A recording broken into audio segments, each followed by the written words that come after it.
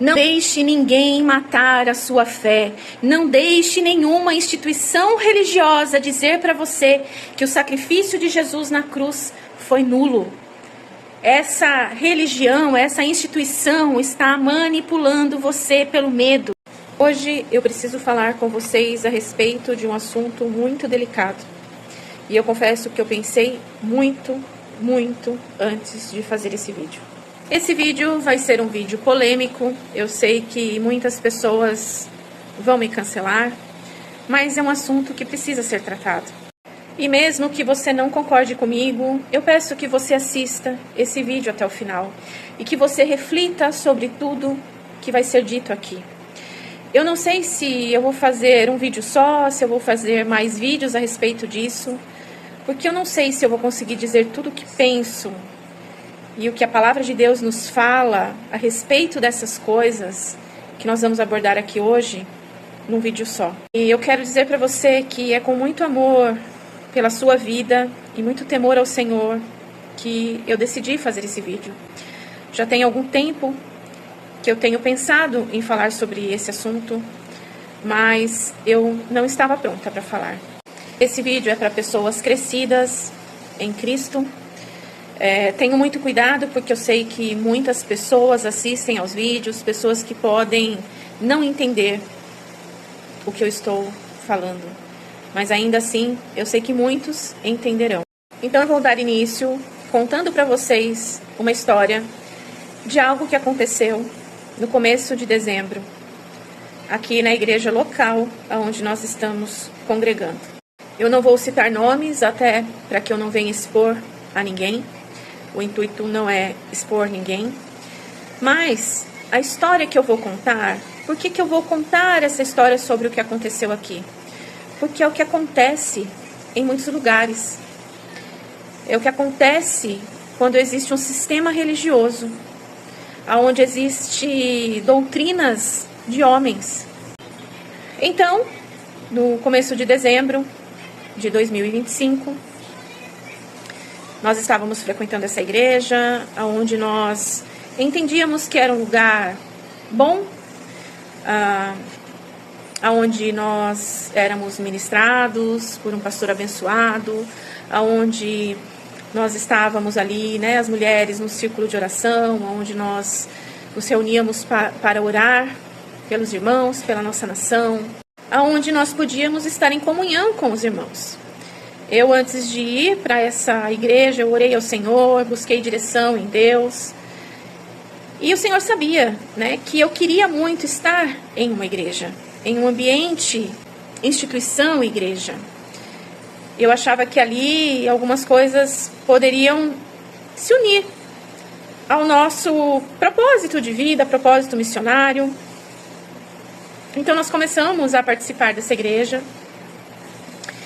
E uma coisa que a gente sempre separou, né, foi o nosso chamado ministerial, né? Nós fomos chamados a servirmos, né, a trabalhar nessa obra missionária. E nós, por entendimento, né, que nós já tínhamos em Cristo, nós nunca permitimos, né, ou quisemos estar dentro de com o nosso ministério dentro de uma instituição religiosa, por entender que dentro de uma instituição religiosa existem as hierarquias ali. E a partir do momento em que você está debaixo, né, desse sistema religioso, você vai ter que responder para pessoas. E, na verdade, o nosso compromisso missionário é com Cristo e não com pessoas. É com pessoas, sim, no sentido de socorrer, de ajudar.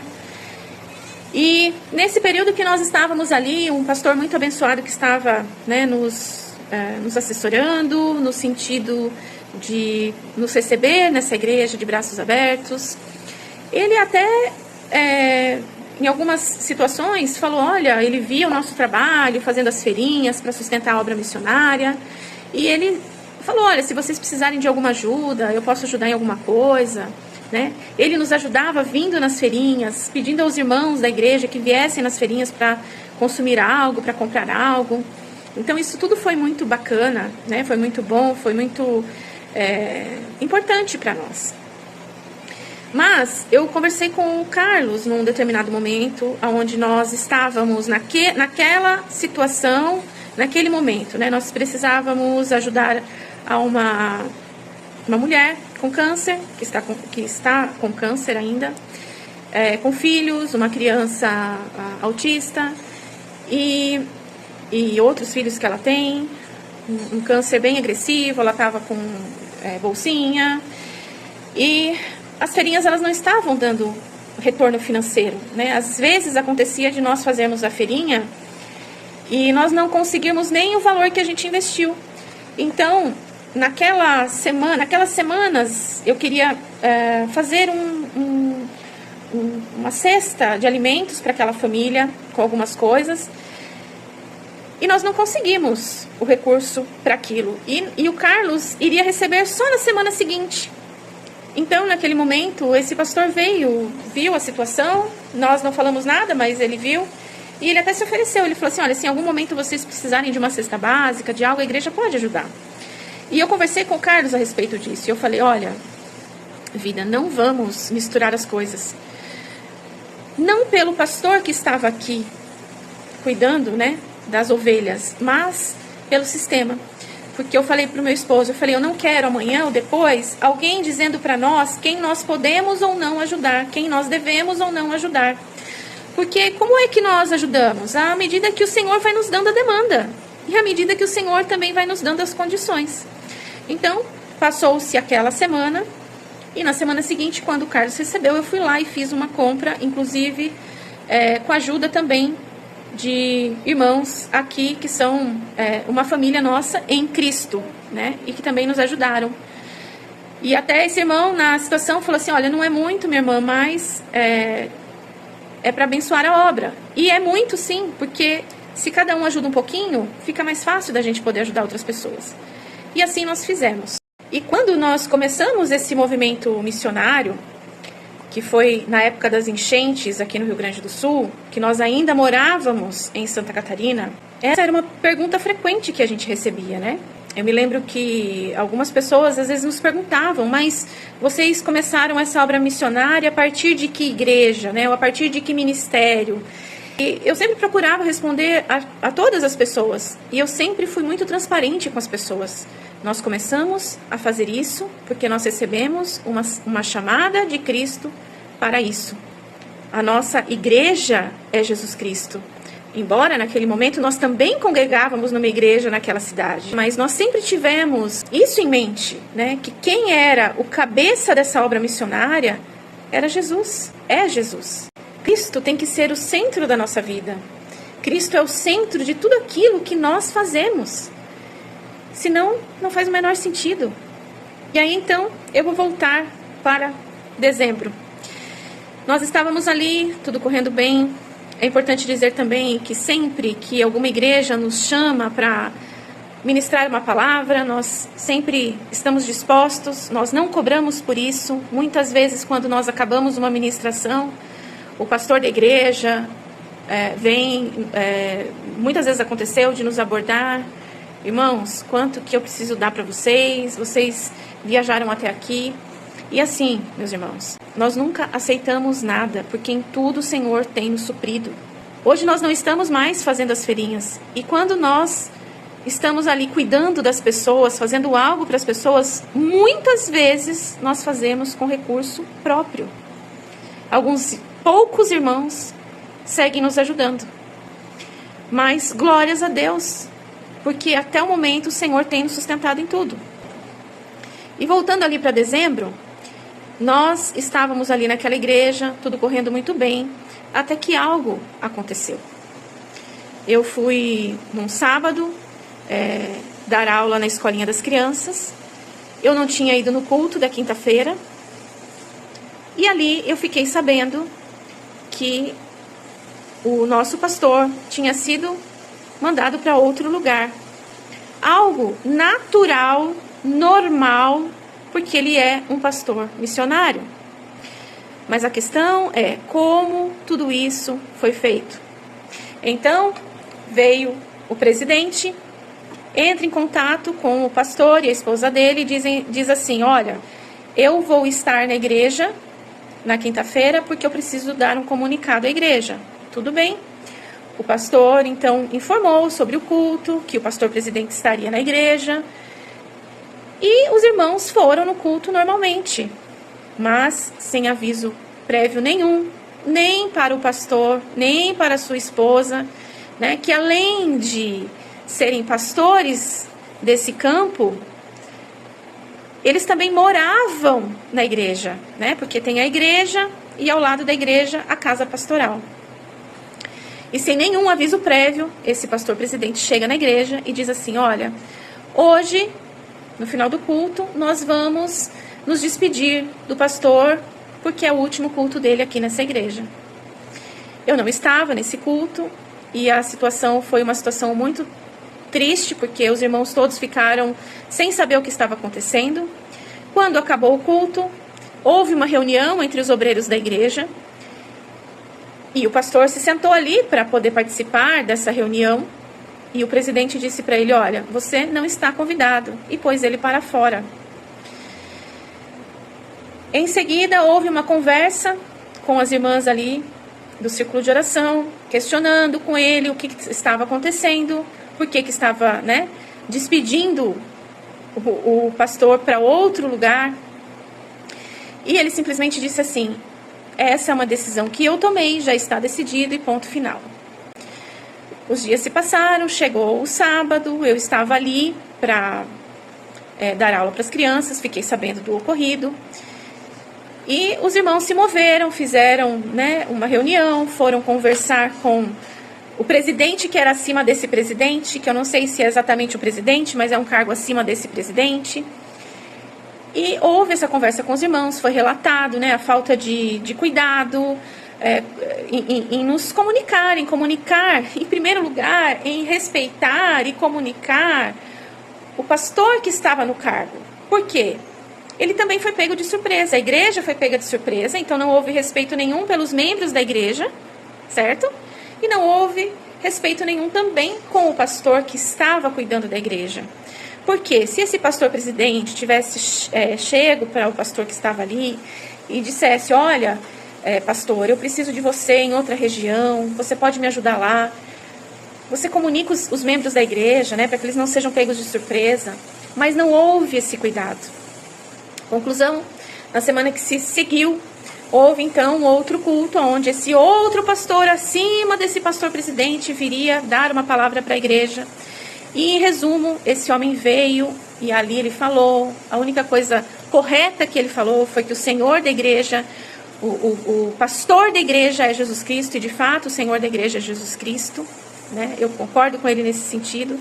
Mas ali ele usou a Bíblia para dizer que quem estivesse contra a posição do pastor presidente era feiticeiro, era isso, era aquilo, ofendeu as irmãs do círculo de oração, e aquilo se tornou assim uma situação insustentável, a igreja ficou fechada. Muitos irmãos ainda não estão indo na igreja, muitos irmãos retornaram, outros não estão indo na igreja. Enfim, foi uma situação assim que ficou uma situação bem insustentável. E quando me procuraram para saber se eu ia permanecer cuidando das crianças, né, que era o meu trabalho ali, eu disse que eu estaria tirando um tempo para orar a Deus, para pensar sobre tudo o que tinha acontecido, porque toda essa situação não pegou só a mim, mas toda uma igreja, né, sem aviso prévio. Então, eu vi o sofrimento das pessoas, embora sempre tenham aqueles que vibrem, né, com o que está acontecendo, porque mesmo dentro da igreja nós não podemos ser inocentes. Existem pessoas, infelizmente, que né, não estão no mesmo espírito. A gente, às vezes, se engana achando que todo mundo que está na igreja é santo. Não, gente, não existe santo dentro da igreja. Né? Nós somos santos por sermos separados para a obra de Cristo, mas nós somos pecadores, nós somos falhos. Então, infelizmente, existem as pessoas que, né, que também estão ali e vibram quando as coisas não saem como deveriam sair, né? E o resumo da ópera é que esse pastor, acima desse pastor presidente, veio e usou do mesmo autoritarismo, usou vãmente a palavra do Senhor para intimidar as pessoas, né? Então houve assim uma coação das pessoas, dizendo que, olha, quem não se sujeitasse àquilo que foi dito do pastor presidente, né, que a sua vida estaria assim, estaria assado, que essa pessoa era isso, era aquilo. Então, assim, foi usado de uma maneira que eu fiquei, assim, horrorizada.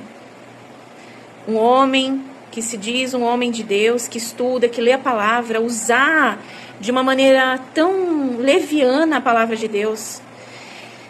E por isso eu estou fazendo esse vídeo, porque o resumo de tudo foi que esse pastor que estava aqui foi transferido para outro lugar. Nós ficamos sem pastor, porque os pastores que tiveram, engraçado que eles tiveram a opção de ficar ou não, e eles decidiram não ficar porque não gostaram, não acharam o lugar bom. Então a gente vê que esse sistema religioso, ele é um sistema que está comprometido, né? E quando vieram me perguntar, olha, irmã Daniela, você vai continuar cuidando das crianças, você vai continuar vindo na igreja, quando a igreja ainda estava, né, aberta, depois fechou e daí depois agora abriu novamente. Eu disse, olha, eu vou pensar sobre tudo isso que aconteceu, mas hoje, né, e na verdade é o que eu penso ainda, então eu quero compartilhar a maneira que eu penso com vocês sobre tudo isso. A minha resposta para a irmã que me procurou foi, minha irmã, eu vou resumir, tá, porque eu falei muitas coisas com ela, mas a minha resposta foi, nós não conseguimos estar debaixo de uma liderança que age dessa forma, que não respeita os membros da igreja, que não respeita o pastor que está cuidando da igreja, não tem gratidão nenhuma por esse homem, nenhum cuidado com ele, com a família dele, né? E outras coisas aconteceram, tá? Que eu não posso falar aqui no canal do YouTube, porque seria especulação da minha parte, e a coisa poderia ficar muito mais séria, né? E eu pensei muito em se eu falaria sobre isso, porque, como eu disse para o meu esposo, né? Infelizmente, a gente hoje vê uma máfia dentro de muitas instituições religiosas. É uma máfia de poder, né? Então, assim, e tudo isso que eu estou dizendo aqui, eu sei que é um vídeo difícil, eu sei que nem todas as igrejas são iguais, né? Que nem todas as instituições estão corrompidas dessa forma. Né? A situação que aconteceu, que me pegou também, tem a ver com essa questão financeira, né? Então troca tesoureiro e faz isso e faz aquilo, e aí você começa a ver uma movimentação de que eu não vou mais dar satisfação de onde está sendo gasto o recurso, e isso e aquilo. Então a gente começa a ver que tem algumas coisas que não estão caminhando bem. Então eu e meu esposo, nós recuamos, e nesse período que nós recuamos, eu comecei a pensar sobre todas essas coisas, né? Então, eu que sempre fui uma pessoa que briguei entre aspas, né? Que lutei para estar dentro da igreja, né? Dentro de uma instituição religiosa, eu comecei a pensar sobre essas coisas, né? Bom, e aí esse nosso ministério, né? Essa nossa missão de cuidar de pessoas, a gente já tinha isso em mente, né? Que Cristo é o cabeça, né? Cristo tem que ser o cabeça da igreja, Cristo tem que ser o cabeça de tudo aquilo que nós estamos fazendo. E aí eu comecei a perceber como aquelas pessoas, e eu sei que muitas pessoas vão assistir esse vídeo, são aqui da igreja, aqui, local, e vão se escandalizar com o que eu vou dizer, mas eu tenho que dizer. Muitas dessas pessoas acham que se não estiverem dentro da igreja, templo, 4 paredes, não são salvas, não estão em Cristo, estão desviadas, estão isso, estão aquilo. E esse grupo, eu não sei como dizer, mas essa instituição, vou chamar instituição religiosa, manipula essas pessoas para que elas permaneçam debaixo de um jugo, quando que Cristo já levou sobre si todo o jugo. E a importância desse vídeo, eu fiz esse contexto, mas o que eu quero falar com vocês é a respeito do que é a verdadeira igreja de Jesus Cristo. O que a palavra de Deus fala sobre isso. No Evangelho de João, capítulo 2, a partir do verso 13, depois você pode ler aí na sua Bíblia, eu não vou ficar lendo o texto bíblico aqui, mas só para contextualizar para vocês o que acontece, né, nesse momento. Jesus purifica o templo. Então, se a gente voltar lá no Antigo Testamento, lá em Deuteronômio, no 14, a partir do verso 24, ali, vocês vão ver que existe um contexto ali que vai falar para as pessoas, né? Olha, se você for de longe e vier para fazer o seu sacrifício no templo, você pode, ao invés de trazer os seus animais de tão longe, você pode vender os seus animais e comprar animais para o sacrifício ali no local onde seria feito o sacrifício. Então, existia um certo comércio ali, mas por que Jesus ele se irou com o comércio que estava ocorrendo naquele momento? Porque, na verdade, o princípio ali era, olha, vocês não precisam se sacrificar trazendo esses animais, né? Lá em Deuteronômio. Então, foi permitido que eles comprassem os animais que eles iriam sacrificar. Só que, com o tempo, isso passou a ser um comércio lucrativo. E os olhos, né, de quem estava ali cuidando de tudo, desse sistema religioso que estava cuidando, começou a ver que aquilo era muito lucrativo. Aqui, em João capítulo 2, vai falar, né, que Jesus, que provavelmente teria ido no templo a vida toda dele, né, porque era um costume dos judeus, ele, em determinado momento, ele vê aquela situação e ele tece ali, né, um instrumento de cordas e ele, né, expulsa todo mundo de dentro do templo. Ele fica muito bravo, ele vira as mesas onde estavam acontecendo os negócios. E no verso 16, após ele ter aquela atitude, ele diz assim: tira essas coisas daqui, não façais da casa do meu pai casa de negócio. E aí o contexto aqui vai relatar que os judeus, eles poderiam ter tido uma atitude de tipo, quem é esse cara para entrar aqui e derrubar tudo? Mas os judeus resolveram fazer uma pergunta para Jesus: que sinal nos mostra para fazerdes estas coisas? Isso, no fundo, era porque os judeus sabiam que o que eles estavam fazendo não era certo aos olhos de Deus. E eles queriam entender, né, que tipo de pessoa toma essa atitude, baseado em que esse homem está tomando essa atitude. E Jesus lhes respondeu, verso: destruí este santuário e em 3 dias eu o reconstruirei. E aqui, o que Jesus está dizendo, né? Olha, se vocês destruírem tudo aqui, em 3 dias eu colocarei tudo isso de pé novamente. E aqui eu vou ler a Bíblia para vocês, para não dizer que são palavras minhas. Replicaram os judeus: em 46 anos foi edificado este santuário, e tu em 3 dias o levantarás? Ele, porém, se referia ao santuário do seu corpo. Então, o que a Bíblia está nos dizendo aqui é que na sua morte de cruz e na sua ressurreição, Jesus se tornou o templo. Quando, pois, Jesus ressuscitou dentre os mortos, lembraram-se os discípulos de que ele dissera isto e creram na Escritura e na palavra de Jesus. Quando tudo é consumado e o véu do templo se rasga, Jesus está nos dizendo: eu não estou mais aqui. Porque a partir daquele momento, Jesus habitaria entre nós. João, capítulo 15, a partir do 7, vai dizer assim: se estiverdes em mim e as minhas palavras estiverdes em vós, pedirei tudo o que quiseres e vos será feito. Nisto é glorificado meu Pai, que deis muito fruto, e assim sereis meus discípulos. Como o Pai me amou, também eu vos amei a vós. Permanecei no meu amor. Jesus Cristo é o verdadeiro templo. Quem vê a mim, vê ao meu Pai. É o que ele nos diz. Então, a partir daquele momento, não faz mais sentido o sacrifício. Jesus já foi o próprio sacrifício. Então, todo o sacrifício foi cessado. Você não precisa mais sacrificar algo para agradar a Deus, para agradar a Jesus. O que você precisa sacrificar é a si mesmo. Por isso que ele nos diz assim: toma a sua cruz e siga-me. O que é tomar a nossa cruz? É nós negarmos as nossas vontades carnais, os nossos desejos da carne, é nós matarmos a nossa carne a cada dia e seguirmos. Por isso que ele diz, né, que o jugo dele é suave e que o fardo dele é leve. Foi o próprio sacrifício, ele tomou todas as nossas enfermidades, ele tabernaculou entre nós, ele está no nosso meio. E aí você pode dizer assim, mas irmã, você está me dizendo que eu não devo ir para a igreja? Não é isso que eu estou dizendo.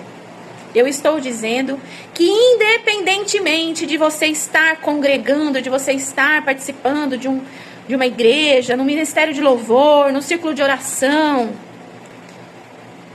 a partir do momento que Jesus morre na cruz, ele nos deu o privilégio de todos que creem nele serem parte de um só corpo com ele.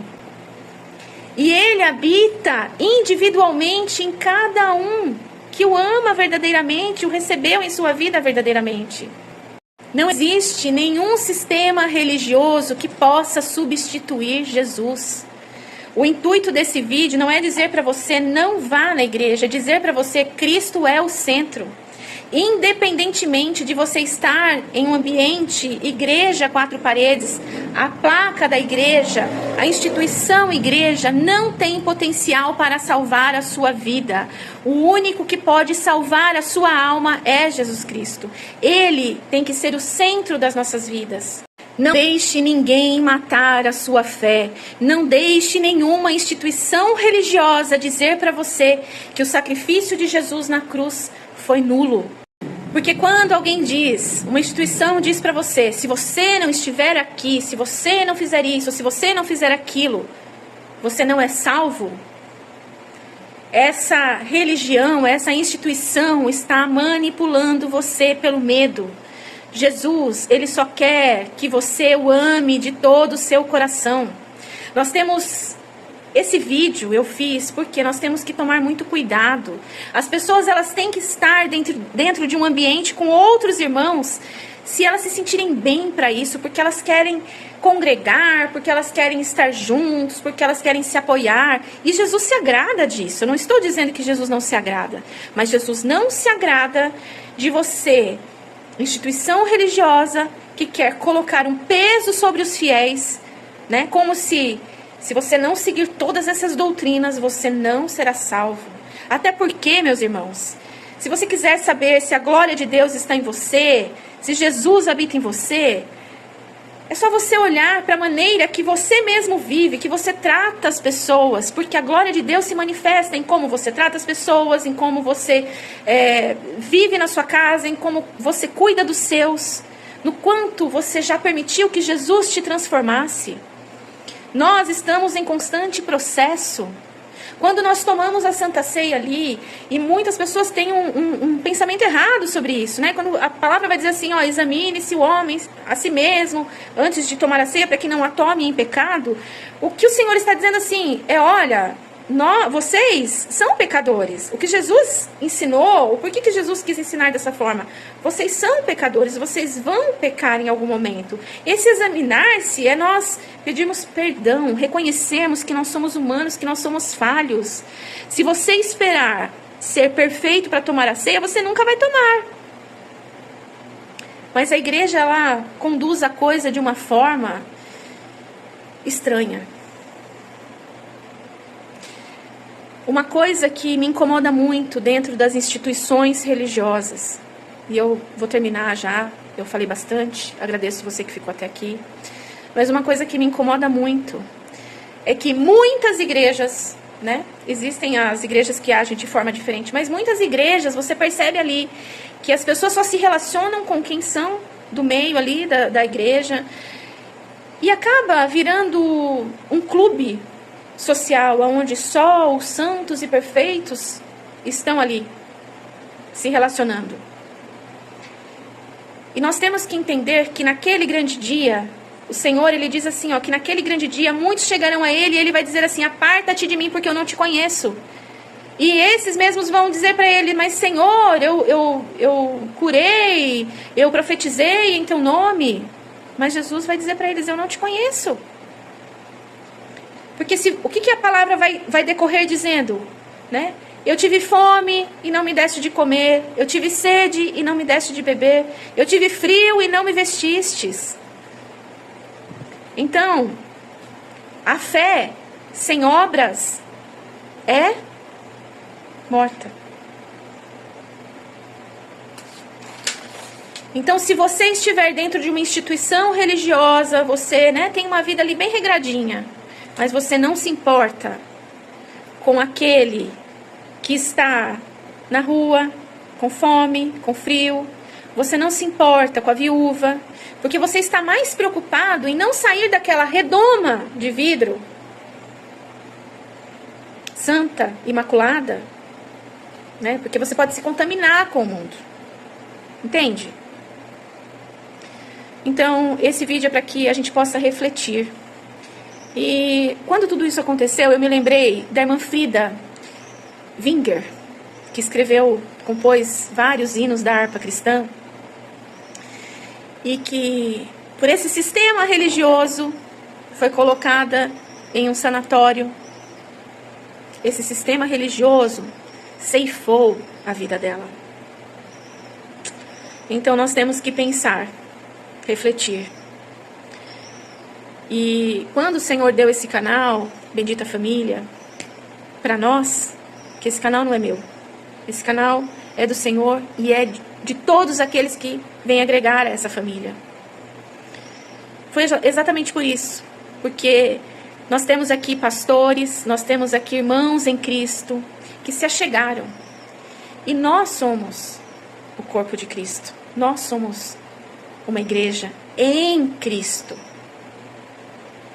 Porque eu tenho irmãos aqui nessa plataforma que nós nunca nos vimos pessoalmente, mas que oram pela minha vida, oram pela minha família. E eu oro por vocês. Quando alguém me pede um pedido de oração, eu oro. Eu tenho irmãos que são aqui desse canal que eu nunca vi pessoalmente, mas todos os dias estão nas minhas orações. E aqueles que eu não conheço ainda pelo nome, eu oro, Senhor, por todos os irmãos do canal do YouTube, por todos aqueles que vão assistir a esses vídeos, que o Senhor venha ministrar os corações. Porque eu, meus irmãos, sou imperfeita. Sou cheia de defeitos também. E se eu estou aqui é pela misericórdia do Senhor. Então, o que nós temos que entender é que se nós não cuidarmos, porque o inimigo não brinca de ser nosso inimigo. A nossa luta não é contra carne e sangue, e sim contra principados e potestades e poderes deste mundo tenebroso. E o que tudo isso me levou a entender, né? E refletir, e pensar. O inimigo das nossas almas, ele quer dividir. E quando tudo isso aconteceu nessa igreja local, e que acontece em muitos outros lugares, que eu sei, o inimigo usou essa pessoa que está nesse cargo, porque não é porque é um homem que está num cargo X ou Y, que ele está livre de tomar uma atitude errada. E tomara que ele se arrependa da atitude que ele tomou, né?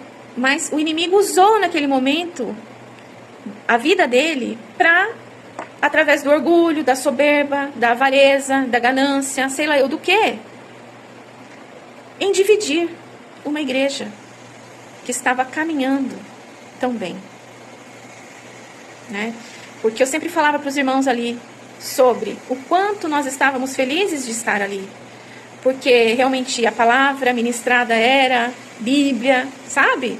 Porque é isso que você tem que se importar e se preocupar quando você está, né, em um local com outras pessoas. Se a palavra de Deus realmente está sendo pregada, se não está sendo pregado nenhum tipo de heresia, nós temos que cuidar e ter zelo pela palavra do Senhor. Mas nós também temos que entender que o templo é Cristo, o centro é Cristo. Hoje, uma grande dificuldade que eu tenho é quando alguém chega para mim e fala assim, em que igreja eu devo ir?